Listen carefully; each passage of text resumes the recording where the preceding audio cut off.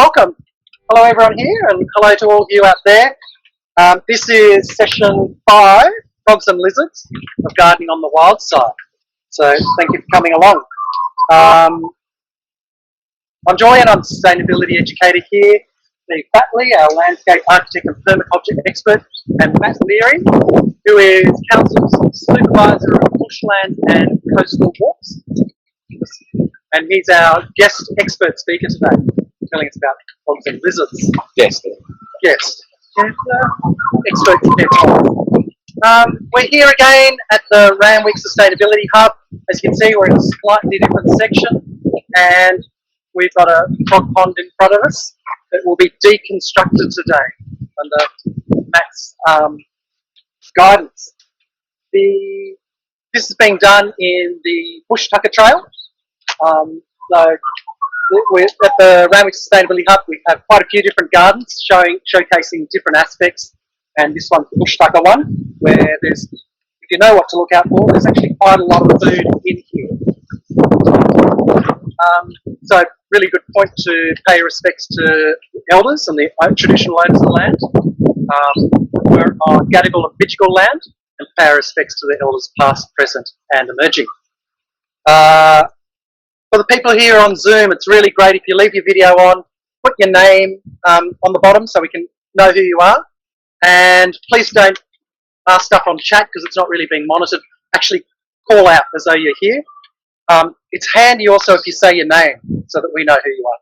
And similarly to you guys, because then you're not necessarily in shot. So if you could say who you are, it helps the people on Zoom feel like we're all together. Great time to turn off your phones unless you're actually zooming in on them. And please register before the workshop to make sure you get any of the handouts, because the information gets sent out at about 9 o'clock in the morning. Cheers. I'll hand over to Steve and to Matt. Thanks, Julian. So I'll be quick because Matt's far more interesting. He's done an amazing thing here. So I don't know if you guys can see this setup here. About 3 hours ago, it didn't exist. So this is how quick you can make habitat. And I think Matt's going to tell you all about it and show you what he's done and why. Before we do that, quick recap from last week. Does anyone have anything they want to share that they remember from last week's bird session with Renee?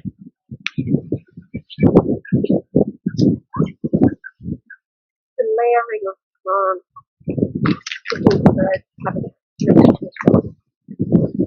I might repeat that. So Nikki said the layering of plants to create habitat so the birds feel safe. Yep, so the layering trees, shrubs, ground covers, grasses. Anyone else? Anyone on Zoom want to share something they remember from last week? Yeah, Keith here on Zoom. Hi. Just that, yes, the bird baths need to sort of have protection plus openness. So location is a significant question. Great, thank you. This area, it's important to refresh bird bath water, not just let it stagnate. Did you guys hear that one on Zoom? Yeah. Yeah. Yep. Cool. And just on that, apologies if there is wind noise. It's incredibly windy down here, as you can see in the background. We've done our best to keep the wind noise down. All right, so that's last week. Let's get on to this week. So, look, there could be a segue about birds eating frogs and lizards, and I think it's all part of the cycle and part of that web of life that we're creating. So, I'll pass you over to Matt, and he'll take you through how to create habitat for frogs. Yeah, thanks, Steve. Thanks, Julian. Well, I've never done it this way before. This is the very first time I'm delivering this workshop the way it is. So if it goes pear-shaped, I blame Steve. But what we're going to attempt to do, so today is about frogs and lizards. And what I've done, I'm just trying to bring a practical element to the course, which you can take a few maybe themes or ideas away with you to be able to develop something in your space. And I've tried to gear it towards not just people who have big spaces where you can create something quite elaborate, but I'm trying to give you some ideas to take away for your small spaces as well. And as Steve said, this didn't exist here a few hours ago. And look, literally, it is a frog pond. It will be a proper functioning frog pond, it will stay, but it is literally 1.5 metres by 1.5 metres. So, yeah, it doesn't take much. Now, I know in previous workshops you've discussed a few things. I noticed in, it might have been the bee workshop or one of the other ones, that you did have, there was a bit of a catchphrase you were using in terms of creating something which is healthy and good for biodiversity. 3 words. Diversity, yes, definitely. It was 3 words. Starts with M. And it's got to do with the layering as well. Starts with Bessie. Alright. Yeah, very good. Messy is good, alright? And it doesn't have to be a gigantic mess. It can be just a little mess like this. This is what I regard as a mess, alright? Now, talking about the layering and the plant profile with the birds, the same thing applies to other critters as well, particularly frogs and lizards. As you can see here, we have layering. Can someone tell me about some of the layers we've got here? The bark. Very good. All right, we're going to start right down at the bottom. So we've got a nice little layer of bark here. What's the bark good for? Insects. Yeah, okay, so someone said shelter, fantastic, so critters can hide out in it. Insects, why would the insects arrive? Worms. Yep, alright, okay, so we're going to have little critters down at the ground level there, so let's work up from there. What else do we have? Ground cover. Ground cover, very good, alright, so these things are very important, alright? Not only will they mulch down or decompose, but they're also providing little highways for things to move through. Right, so what we're going to do, as we identify each of the elements of the frog pond, I'm just going to slowly remove them. So I've brought it back to its bare bones, essentially. Alright, what's next? Alright, logs. Fantastic. What are logs good for? Lizards. Lizards love logs, 100%. Fungi. Alright, now we're starting to talk about soils. Okay? Very important, that relationship between soils. You get your ectomycorrhizal fungi. That's the one I missed. Yeah. So, and that's the stuff that attaches itself to the wood. So lying wood is really important. Don't be too clean-minded to want to clean up your woody scraps, alright? These are gold, absolute gold when you have these lying. I see so many street tree contractors driving around the street picking up these sorts of things. You can go around to any nature strip in the eastern suburbs and find great little bits of fallen timber, particularly after days like today when it's really, really windy. So, lying timber, I'm going to try and prize all these things apart because I have a question. Yes. What is ectomycorrhizal? Alright,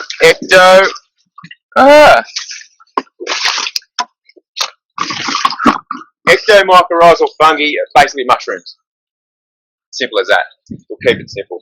But they can have this very complex interrelationship which connects the soil to plants. Alright, and that's how the nutrients get taken up by, in particular, native plants who are very highly adapted to extracting nutrients out of soils which are quite impoverished, especially in the eastern suburbs where the soils are really sandy. Alright, the nutrients, once they hit the ground with the mulch, when it rains, it just leaches straight through to the bottom. Alright, and when you actually start excavating into sandy soils around the eastern suburbs, you'll find this big band of bleached A horizon. Alright, so they've first couple of metres of the soil profile is just, it's almost like sand off a beach. And then you get down to this real thin band, it's about that thick, a real dark, organic nutrient profile where it all leaches down and it hits and it sort of accumulates. So yeah, but it's too far down for the plants to be able to tap into. So they've got to find ways of being able to extract the nutrients really quick. All right, not just lying timber. Let's go back to the very beginning. What are the three things that critters or animals need? Water, food, shelter. Very good. They're the three things. Just remember when you're trying to create your little nature, your little piece of nature, you have to bear in mind you need those three things, all right? So it's as simple as a palm frond upside down. Shelter. That is a beautiful home for any lizard or frog. All right, I picked this up off a nature strip.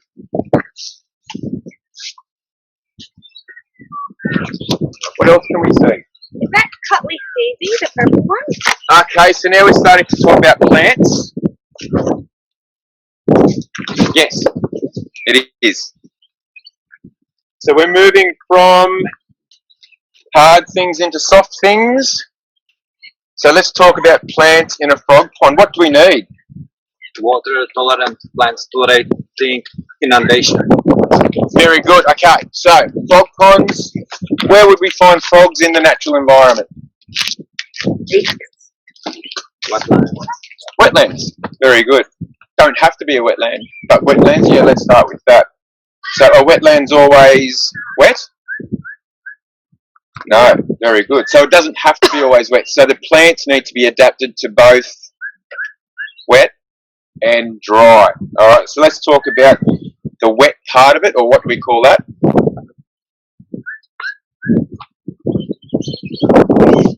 First question, sorry. What's the wet part of the wetland? It starts with an A.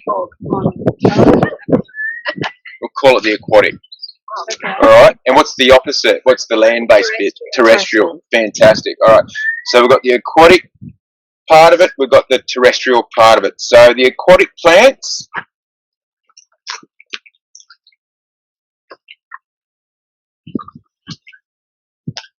are plants that enjoy both wet and dry periods or spells.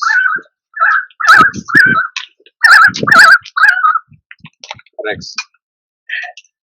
And what do we call those dry periods? Drought. Drought.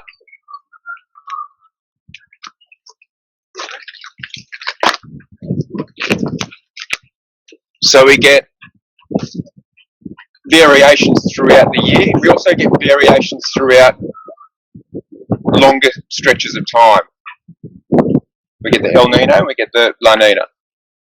Alright, so we might have periods of 10 years or so where we go through wet periods and then dry periods. So anyway, back to the plants. Do we know what sort of plants we've got here? Sedge. Is it called? Very good. My man over here knows his plants very well. Oh, just What's your name? Jan.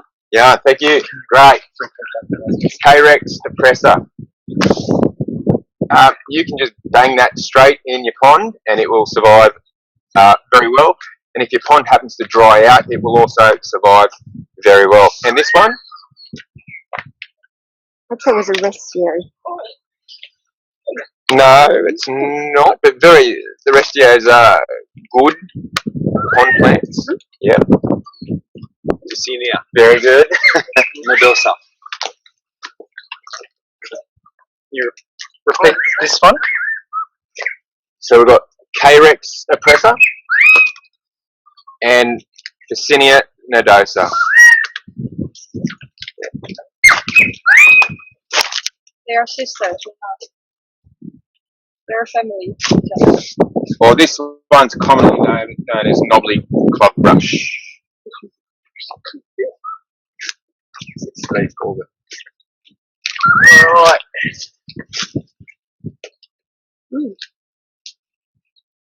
belongs to the Proteaceae family. Lots of them around the eastern suburbs. We did one already. Not this particular one. Oh, this is one of my favourite plants. I love this one. It only gets a couple of metres high. Not too big. Sorry. Not a bank. Yeah, very good. It is. The Banksia. Is it what, like water? Yeah, it's a swamp Banksia. That's its common name, yeah. But Banksia you revert. saying they can go in the No, water? so I wouldn't. Okay, that was just a bit of a poetic license on that one. Don't keep that one inundated. But the other two? This will grow on the margins of swamps. It will actually grow. You'll find it growing in the Royal National Park, up in those sort of perched hanging swamps in those real low heathy zones. Right. Yeah, so it's beautiful, beautiful little plant. I love it. All right. So that's the aquatic plants done that I've brought today. Anyway, there's obviously a lot of other aquatic plants out there that you can get from your local nurseries. But yeah, these are just some of the few of them that we had down at the council nursery. So I know a few people were keen to actually start talking about the terrestrial plants. So what are the plants good for, by the way, in a frog pond? Coolness. Fantastic. Very good answer. Which brings us back to the, I guess, the design principles around where we're actually going to put our frog pond. Where might be a good location? In the sun. Yes. I'm actually taking this one home with me. It's a nice day. And have shade, have sun, or? Yeah, so it's got to have a little bit of shade. So if you're at home or whatever building that you might be working around, on what side of the building would you put it on? East? Is it morning sun? Yeah, that could work. East, depending on where you are. Obviously, during summer, it could get a little bit warm, even still on that eastern side. How about south? The south, okay, yeah. The south side is going to work pretty well. I've got a little frog pond at home. It's on the south side. It stays cool. Mine's very different to this one. I'm actually going to tell you what mine is after I've deconstructed this one, because you'll probably laugh.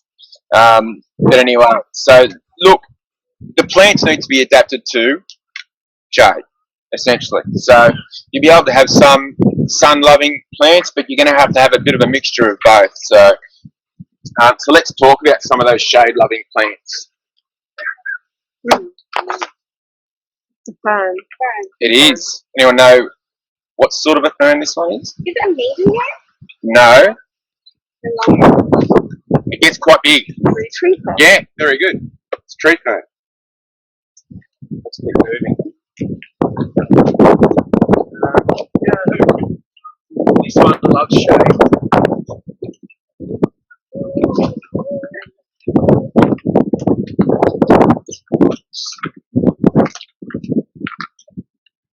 Anyone have a guess?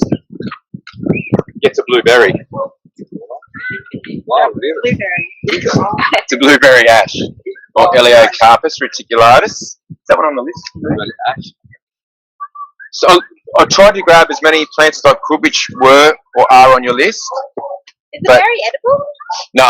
No, it's yeah. What's that saying out of the movie? This is going like Australia-wide, this thing. I've got to be careful what I say. All right, some of the other plants which don't mind a little bit of shade. Have a look. These guys. They'll do some shade.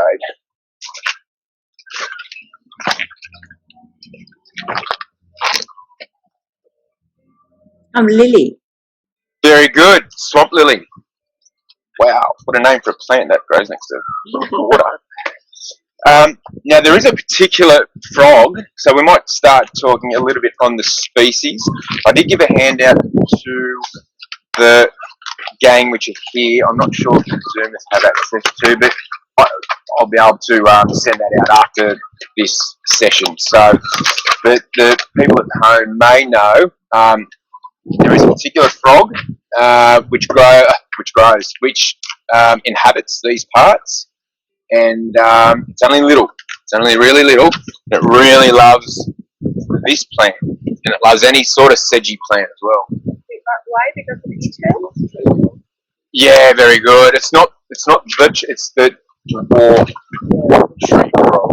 Well, it does have another common name. It's called the dwarf sedge frog. So, as the name suggests, it loves growing on sedges. And just behind me, there's a big patch of bushland, remnant bushland, which has some very important elements to it. It is an endangered ecological community. There's also a species of wattle called sunshine wattle, called Acacia terminalis, subspecies that also survives in the patch of bush behind us as well, which we manage through our bush regeneration program. But this frog loves just these little edges around our bushland sections. So there's the dwarf sedge frog. Some of the other common ones that you'll find in the eastern suburbs. Can anyone tell me from home, because there might be some frog experts out there? I've got a marsh frogs. So marsh frogs, so the striped marsh frogs are ones that you'll commonly find around the area. You're going to make me do it, aren't you?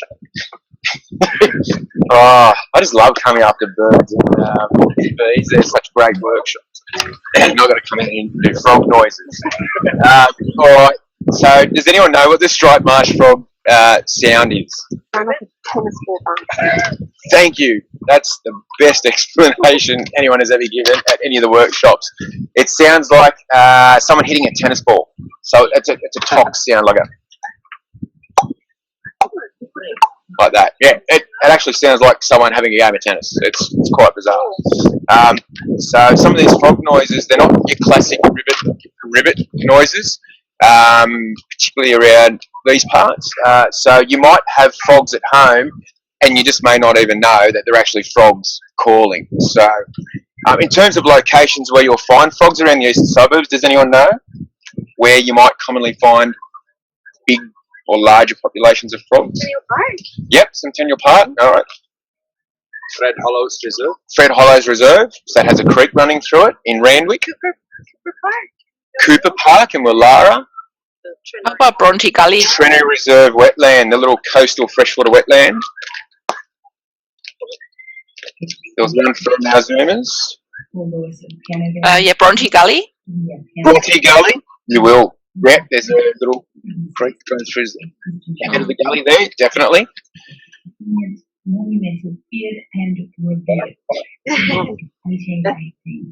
There's a big wetland in the middle here, at Randwick Environment Park. So you come down here after rain in the afternoons, and the frog calls are quite deafening. The other frog species that you'll find here, Perrin's tree frog.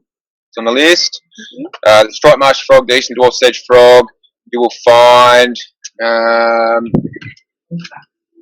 the common eastern froglet. They're the four real common ones you'll find around these parts. The common eastern froglet is a bit of a classic frog noise, I must admit. That's a creak sound.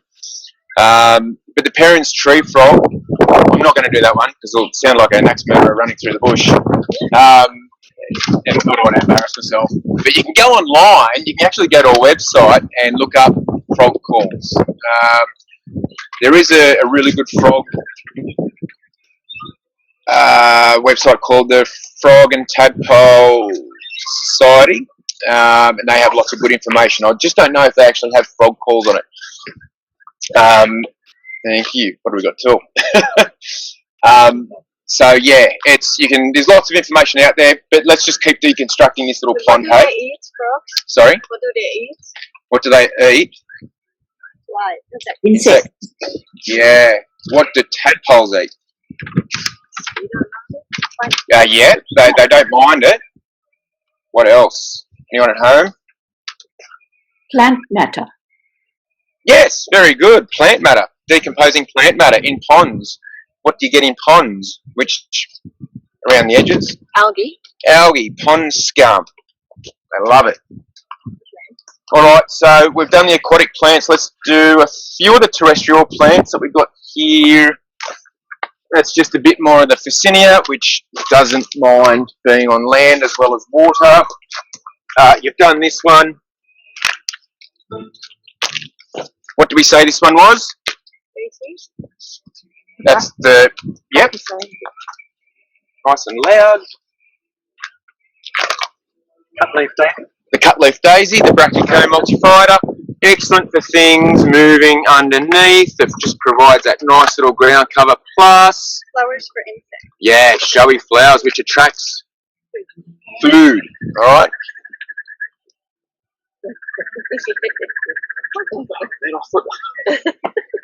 Yeah. What's that? Yeah. That's the Erin's tree frog. Which, when they're on song in a big chorus, it really is deafening. This one's on your list. Very good. Westringia fruticosa. I've got a bunch of grasses, which are all the same species.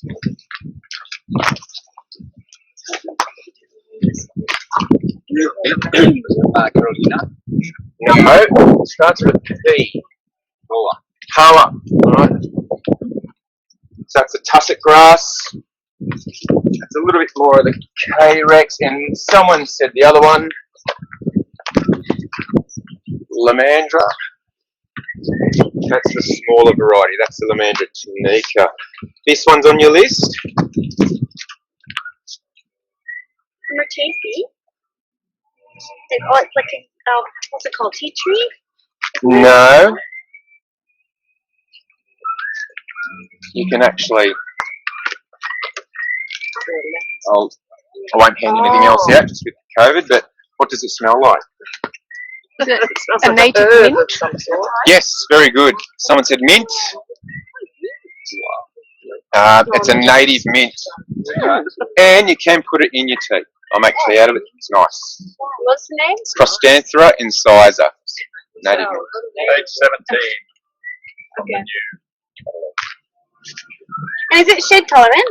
Yes, that one is. That's a little tea tree. I don't think that one's on your list, but that's Leptospermum Carwell. Alright. This one is on your list. And we're doing it today. Gaimia. Yes. Dorianthes excelsa. Daimia lily, and it gets the big.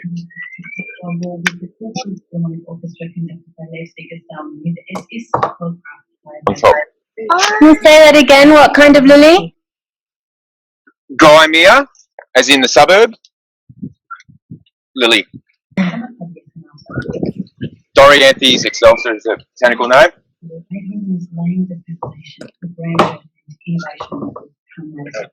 Yeah.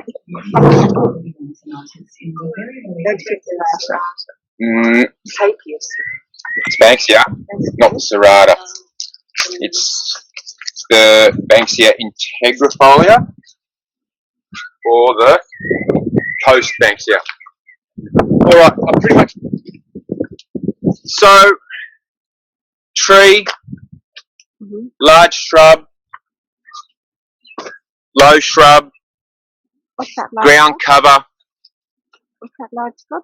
This one? No, the shrub. That's lemon-scented tea tree. I don't want to go through all the plants today. We can go through afterwards, yeah. Otherwise, we might get stuck. Sedge, lily, grass, medium tree, medium shrub. We've pretty much covered all layers of the vegetation profile. What do we got next? Beautiful, beautiful stone. Alright, what's good about stone around a pond? They got pots. Stone. Oh, sorry, I'll just start with. Oh, they got pots. Yeah, okay. So, we've doubled up on the whole frog pond lizard lounge thing, alright? We actually have created a bit of a lizard lounge here with these bits of stone. Because they will heat up during the day, and lizards just love it. Going out and having a bake on them. And it's also close to water where they can have a bit of a drink. It also is a place where insects are going to be attracted to, whether they be living in or out of the water. So they've got to feed on as well. Perfect. Perfect. What else is good about the rocks around a pond? Fantastic. Yeah, different sizes. Sorry, what's your name? Hannah. Hannah said we've got rocks of different sizes, which allows things to be able to crawl through. So what we've done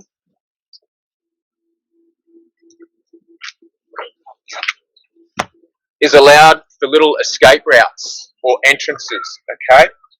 So we can see here, not only the rocks, but you can improvise with whatever you've got at home, okay? These things are great. These things in a garden are sensational. It's a pot. It's an old earthenware pot. This comes with a disclaimer. Do not pick these up without gloves on. They can get really sharp. If they're broken, they are like razor sharp. What is that? So, what we're trying to create, because what's something that we're trying to protect native or little creatures from? Predators. All right. What sort of predators? Cats, birds, foxes. All right. So we're trying to create little highways for the critters to be able to get to the water and escape out of the water and feel safe. They don't. If you've just got a pond in the middle of a grassed area with nothing around it, the animals are probably not really going to come to that body of water because they feel exposed, feel like they could be at risk of being predated on. So we've got to try and create little ways that they're going to feel protected, all right? So the same with the plants. The plants offer that element of protection. The rocks, they provide little ledges which things can hide under. Bits of pipe can offer a way of a creature moving through to get to the water and get out of the water. Particularly with frogs. Frogs don't necessarily live in water. They actually live on land. A lot of the ones around here anyway. Alright, they only use water for what? For breeding. Okay, so water aids in the life cycle, but they don't necessarily need to live, they don't live in water. Alright, that's the tadpole. The tadpole needs water. So they don't necessarily need water constant. It doesn't always have to be there. It can be there at certain periods, but as long as it's there long enough for them to lay their eggs, the tadpoles to then grow into frogs, and then go on and move off to do their thing. So it's not, Australian wetlands are never always wet. All right, they go through that wet and dry cycle, and that's what the frogs have adapted to. So also, what's really good to be able to allow your frogs to get in and out of the pond are things like this. Once again, you can collect these from your park, all right, after a big wind, or you might even have some in your garden already.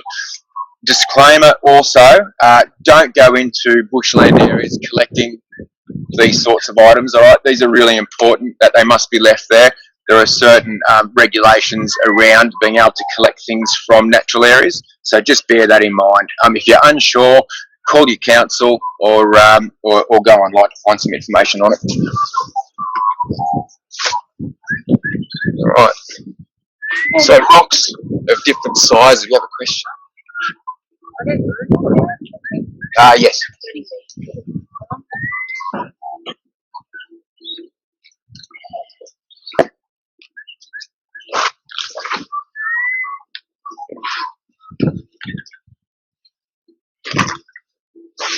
What about the water?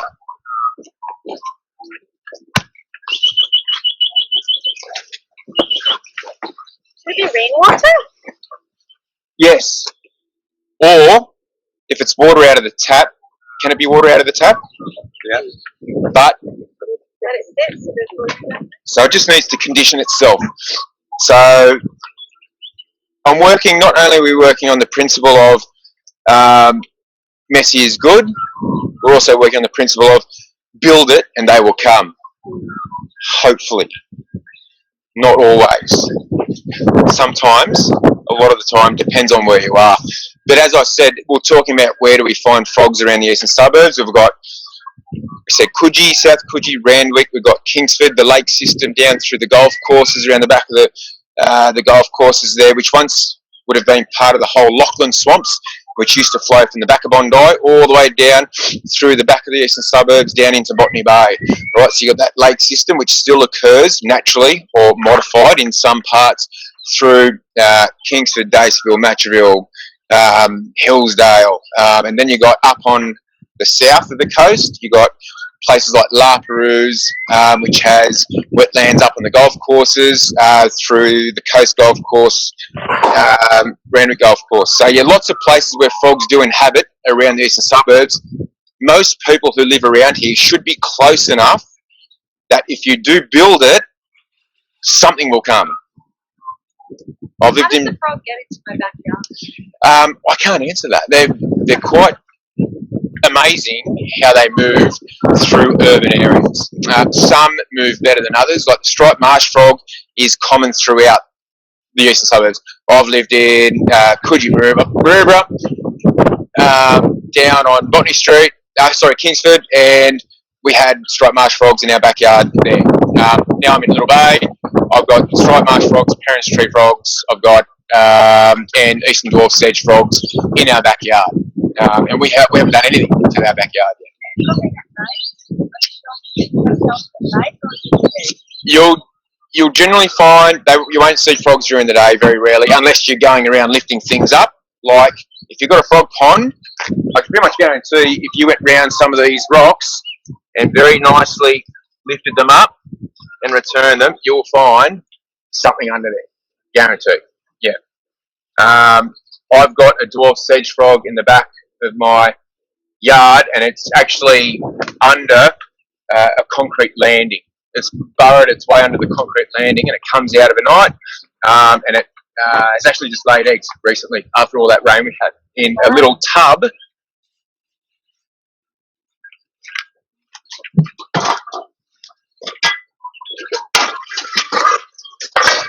That's my frog pond.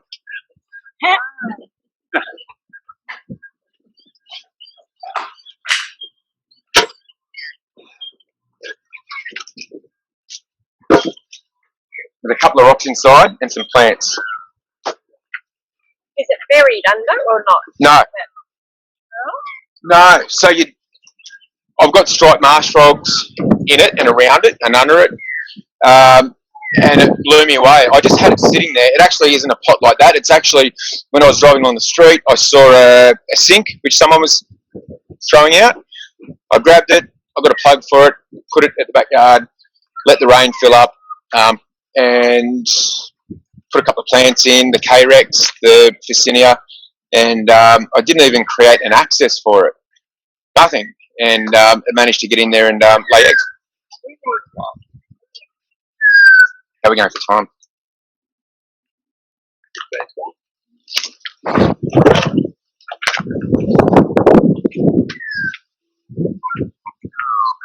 Alright, so the water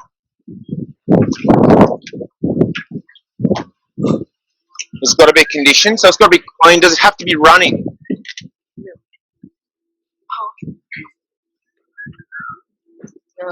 No. The water doesn't have to be running, but if it's not running, you're only going to attract certain types of frogs that like still water. Other frogs like running water.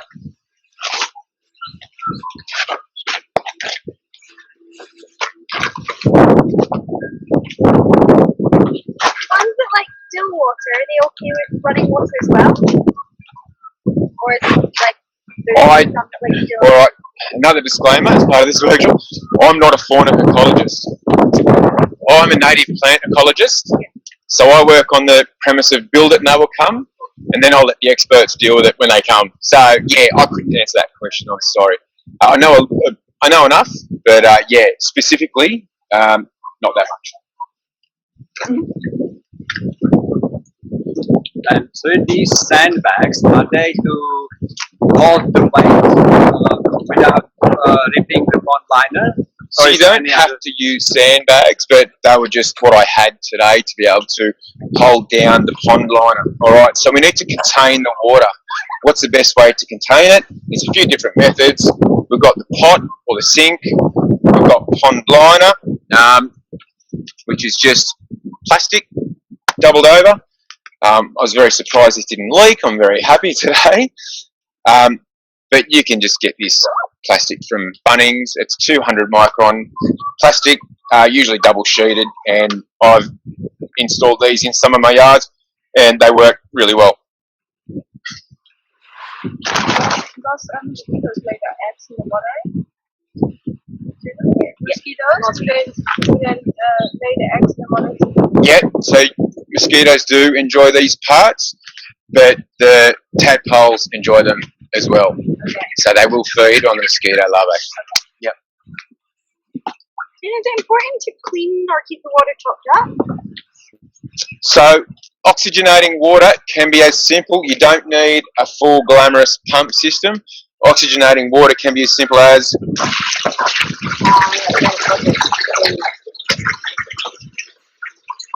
alright, walk away. And you do that what, once a week or? Yeah, once a week's fine. I actually don't even, with my little tub at home, I actually don't even do anything. So, but as I said, I'm only going to attract probably striped marsh frogs, and that's it. So your ponds attract birds as well? Sorry? Your ponds attract birds as well?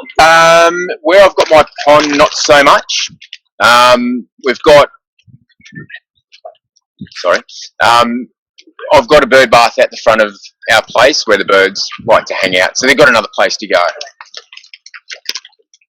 And what about ducking on top of floating on top of the pond?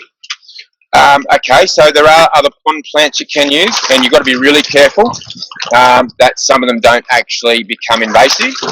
Duckweed is a native, that's okay. You might have to remove it from time to time.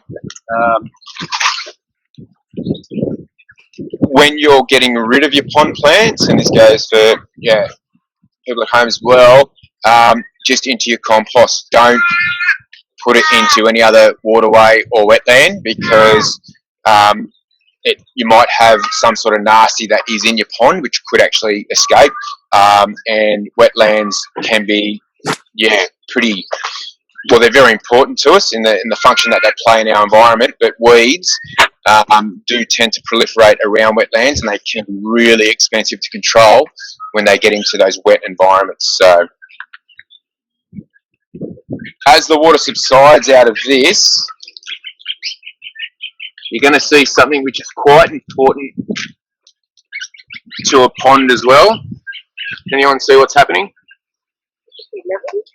Yeah, fantastic. All right, so there is a step level in the pond. All right, so the step level actually allows critters a place to actually hang out and not drown, essentially.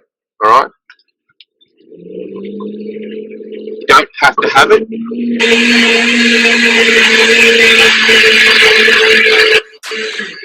So that was very apt, very good. Who came up with that one? That's a pond. All right.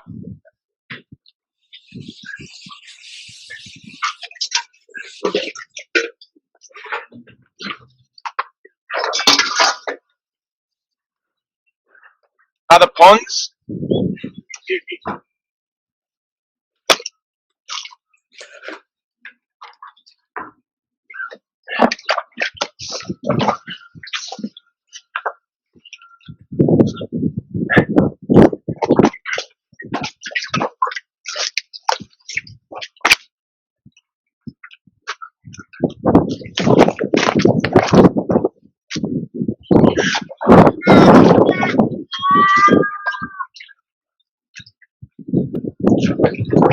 It doesn't have to be a big space, alright? All right. I'm going to move across a little bit. I don't know if you want to move. Which...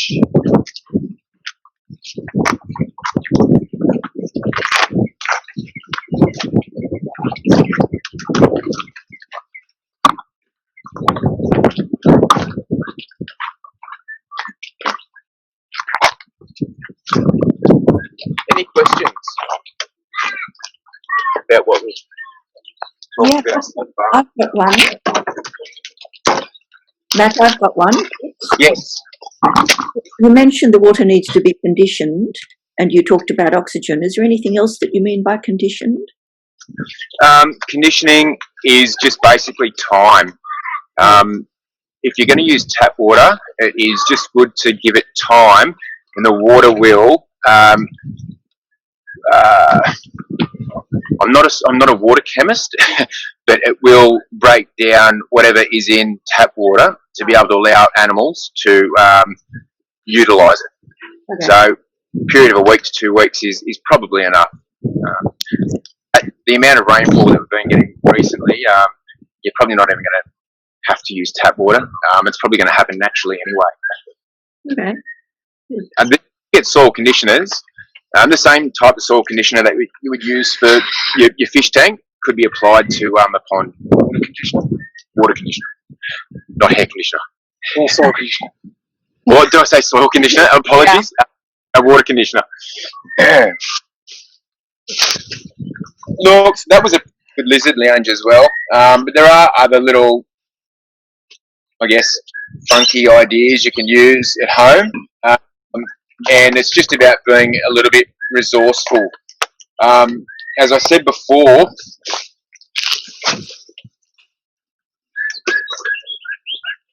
these are gold. They just provide so many services, and you just see people picking them up and removing them. But this in a garden is, I can't say enough. And not only bits of wood, but bits of wood that have quite thick and furrowed bark work really well, because little critters like to get in under the bark, all right, and they're part of your decomposing process. So that's just fodder for lizards. I love it. So, I have a question. Yes. Regarding the sun and the southern aspect that you mentioned before, with the eastern suburbs and in built-up areas, sometimes there are periods throughout the year when there's just shade behind from the buildings, and then in summer you can actually get the midday sun there. Is that a problem? There will be plants that will survive both. It's just about finding the right suite of plants that will fit that location. And it may be a windy spot as well. So you might be contending with sheer heat, sheer cold, and extreme wind. But you can find a plant which will suit any type of condition. It's just finding that right plant. And it would be okay for the water to have that difference in temperature between the winter in the complete shade and a little bit of summer sun at lunchtime. That's why we're using plants to semi-regulate the temperature of the water. Okay. So if you can create, you really want the water in the pond to be semi-shaded throughout most of the day. Otherwise, you're going to get those real fluctuations in the temperature, which the critters don't really like. They like a stable temperature that they know that they can, be able to lay their eggs in, and that the young will survive in. Okay. Thank you. Is that a question? No? Very good. So yeah, look, we've got lots of fishes through here. Underneath, you can have things wanting to hang out in. What are these? Reptiles. This is like a banana chair for a lizard. It's like really good. I love this. But once again, look, these are things that you just might find around the home. I'm doing some building at the back of our place at the moment, so I've got these stacked up. like this, and the lizards love it because you can see how it gives them, it sort of replicates what happens in nature, especially if you walk around the sandstone cliffs around the eastern suburbs, where you get that layering in the sandstone and it creates those little crevices. Well, that's where the lizards like to crawl into because it gives them that element, gives them that bit of protection. So these just are replicating what's happening in nature. That's all. If you were to have something in your, like outside temporarily, like a stack of these or bricks or something, if you were using for something else, is there like a certain time of year that you shouldn't move them or should move them? Like, do you know what I mean? If the lizard or whatever's made a home there. Yeah. Once again, that would. Ooh, well, I moved. Yeah, recently moved a stack. You're probably going to think my house is an absolute pigsty. I recently moved a stack of wood. Palings, actually. Palings. That's another one. Have you got palings? Paling fence. Now timber fences. Yeah, the person who lived in the house before we did ripped down the fence and stuck all the palings on top of each other. The frogs, I moved it, and I was just like, there would have been 8 to 10 marsh frogs underneath. It was cool, moist, perfect. I almost cried. Anyway, I left them there. And then when I came back a little while later, I think that disturbance was enough to move them on. So sometimes it's just having a look. If you see something, let it go. And I think that little bit of disturbance says to them it's probably time to move on and find another place to inhabit. Yeah, it's a good question. Good question. Other things, slate, very good one for lizards when it's all stacked nice. Bricks can be good.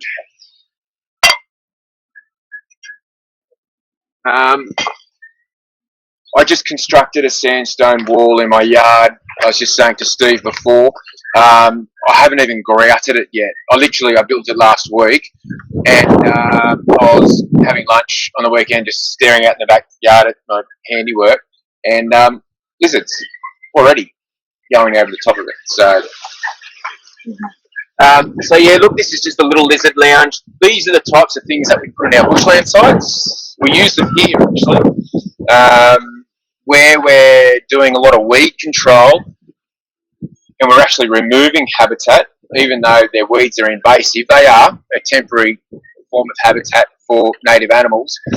We'll bring in items like this sandstone and stack them to create things like lizard lounges. And you can quite often go in and peer underneath, and there was one the other day we had a look under, and there's a blue-tongued lizard underneath it. So yeah, they do work, and they work really well.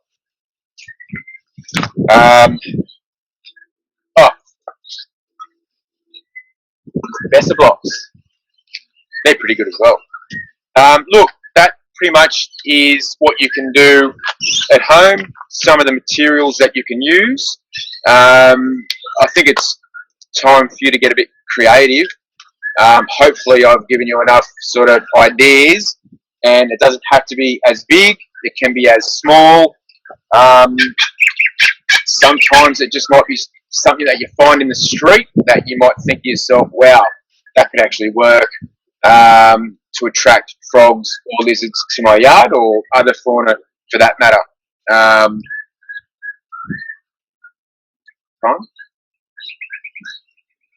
Yeah, good one. Nice one, mate. Again, thank you. So, great demo. I think for me, I got out of that. It's quite easy. Yeah, it's so easy to do with the stuff lying around in your created habitat. For the Zoomers, is there anything you remember, or anything that you saw that you particularly stuck with you that you want to share? I think for me it just meant that you can actually use a very small space to create something, which is encouraging. Yep. Thank you. Anyone else? Yeah, just being taken into those crevasses was very nice. All of the little hidey holes that one just tends to ignore. I like to be reminded of that tiny world. I've got a really good. I've given it in a previous workshop. I actually got in my backyard, and I've got down with my camera and I took a shot from underneath, it was pig face, and I took a shot looking back up just to see or give a different view or perspective of what an animal feels when they're trying to work their way through a particular environment. And it's really worthwhile doing. Get down in your little space, take a photo from ground level looking back up, and think to yourself, what animal would feel quite comfortable here, or what can I do to make that animal feel comfortable here? It's a really good practical exercise. So we're going to be walking around and seeing everyone lying down on the ground and looking. That's cool. Different I spend more life staring at the ground. Awesome. Anyone else want to share anything that you remember that particularly stuck? Frogs can drown, so you need to give them a way to get out of the water as well. They need escape hatches. Some won't, some are fine, but some will need an escape route to get out of the water, yeah. And maybe one more, if there is one more. The swamps. Imagining the swampy landscape. I'd love to go for a walk. Go for it, Kit. Oh, the picture of this swampy landscape, the Lachlan swamps, and it just makes me want to go for a walk along the landscapes around here with somebody who knows what they're talking about. Yeah. So you will find remaining sections of where those Lachlan swamps do occur.